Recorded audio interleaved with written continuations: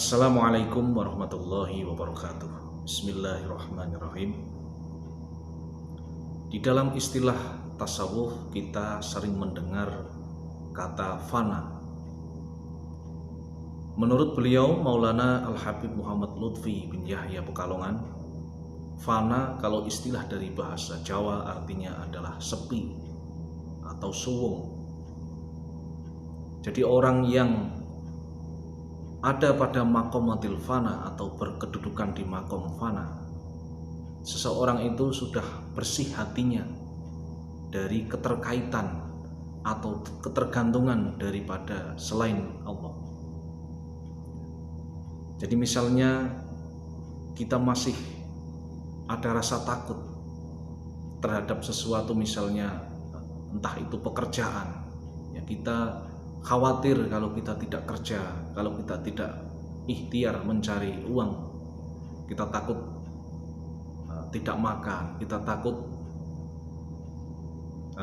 tidak bisa menafkahi keluarga dan lain sebagainya.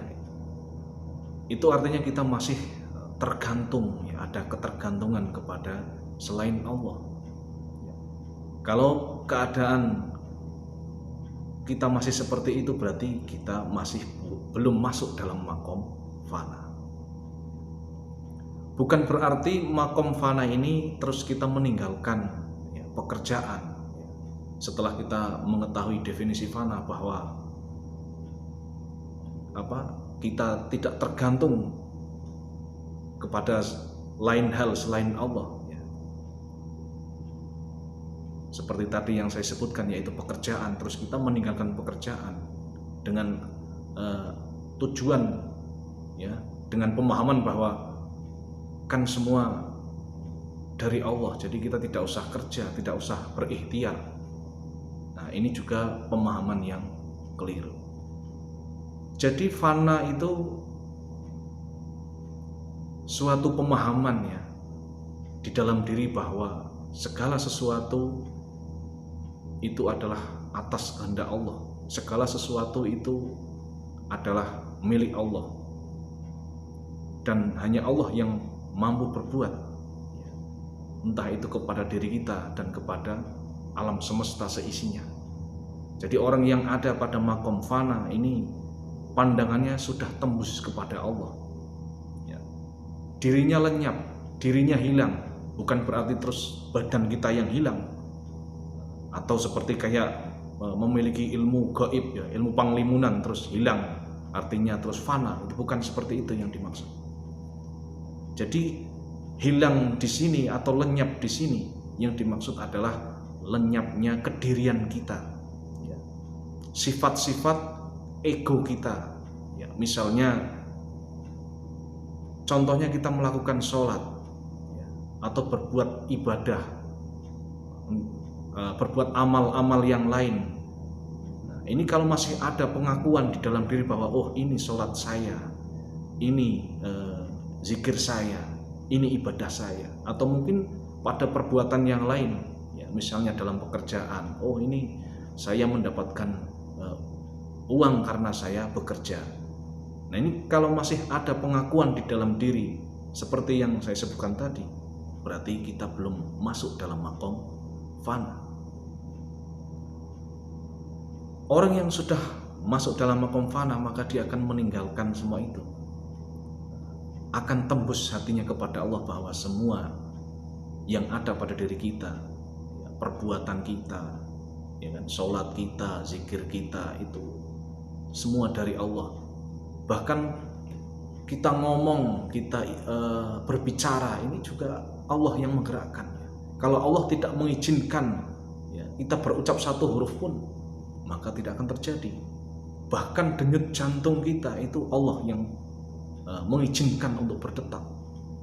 Kalau Allah tidak mengizinkan, ya tidak akan berdetak walau satu kali detakan. Kalau kita sudah memahami seperti itu, maka akan timbul rasa, ya kita memang tidak ada sebenarnya, semua digerakkan oleh Allah. Akan ada timbul rasa tidak memiliki, tidak mampu, Nah, itulah pemahaman-pemahaman mengenai fana. Bukan berarti fana itu terus seperti yang saya sebutkan tadi ya, hilang dirinya, hilang wujudnya. Ini bukan seperti itu yang dimaksud fana. Jadi sehingga apabila hati kita sudah tembus kepada Allah, maka di dalam ibadah kita benar-benar dalam membaca, dalam sholat misalnya membaca ruku, membaca bacaan ruku, bacaan sujud, benar-benar kita mengagungkan Allah. Jadi kita merasa malu akan diri kita, karena sebenarnya kita sholat pun itu sebenarnya disolatkan oleh Allah. Untuk mencapai hal seperti itu memang bukan perkara yang mudah ya di dalam thariqah ini. Jadi perlu latihan atau riyadhah, dan tidak lain dan tak bukan latihan kita, senjata kita ya dengan zikrullah, ya dengan mendalami zikir la ilaha illallah. Itu sebenarnya ya, sudah bisa mencapai fana dengan pemahaman itu, karena la ilaha illallah itu kan peniadaan ilah selain Allah. Apa itu ilah? Ilah adalah sesuatu yang dipuja, yang didamba, yang diutamakan, sesuatu yang mulia, itu namanya ilah. Kalau kita masih mengandalkan atau memuja misalnya pekerjaan, berarti ilah kita ya pekerjaan itu. Berarti hati kita masih terkait atau terpaut kepada pekerjaan. Atau kita mengandalkan misalnya kepintaran kita ya, kecerdasan kita ya, terus kita tidak bisa tembus kepada Allah, ya itulah jadi ilah kita. Karena kita menggantungkan diri kepada kecerdasan. Bahkan orang yang sudah terbuka hatinya ya, pengamal thariqah, atau mungkin yang sudah terbuka hijabnya sehingga ngerti saat durunge winarah atau mengerti yang sebelum terjadi. Ini kalau dia terkait oleh kemampuan itu ya, sehingga mengandalkan kemampuannya, ya, terpesona dengan kemampuannya dan tidak bisa tembus kepada Allah, macet di situ ya. Nah, ini belum sampailah dia kepada makom fana.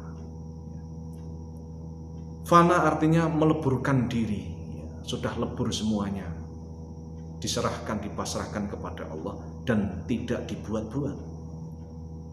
Jadi perasaan fana itu tidak dibuat-buat, ya, buah daripada kita riyadhah.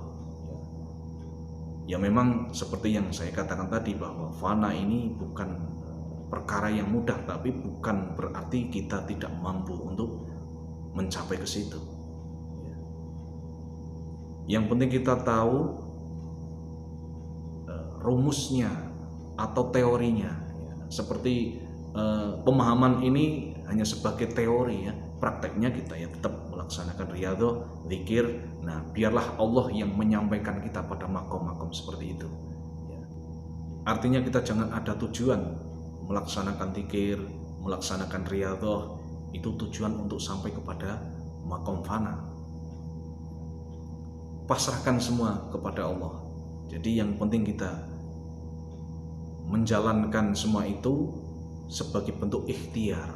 Hasilnya kita serahkan kepada Allah, karena ikhtiar itu adalah suatu kewajiban, dan yang menentukan semuanya adalah Allah Subhanahu wa Ta'ala. Seperti halnya kita mencari rizki, mencari uang dan lain-lain, kewajiban kita berikhtiar seperti bekerja atau berusaha dagang dan lain-lain. Nah, tapi hasil akhirnya Allah itu mau memberikan rizki kita lewat apa, itu bukan ranah kita atau bukan urusan kita. Jadi begitulah orang yang berada dalam makom fana. Dia sama seperti orang-orang umum lainnya, menjalankan sesuatu, bekerja, ya, ibadah, sholat, dan lain-lain. Memang tidak ada bedanya dengan orang-orang secara fisik. Cuman fana itu di dalam kolbunya. Kolbunya ini bersih dari keterkaitan, ya, dari pengakuan, dari egonya, Yang ada hanya Allah Subhanahu wa Ta'ala. Karena segala sesuatu di dunia ini, ya, yang dia lihat, yang dia rasa, yang terjadi, itu semua atas kehendak Allah. Jadi hatinya tembus kepada Allah Subhanahu wa Ta'ala. Mungkin itu yang dapat saya sampaikan ya mengenai fana. Kalau yang mungkin penjelasan saya ini kurang bisa dimengerti, saya mohon maaf. Para sesepuh bisa menjelaskan ya di kolom komentar, untuk para sesepuh yang lebih mengerti daripada saya mengenai fana ini. Terima kasih. Assalamualaikum warahmatullahi wabarakatuh.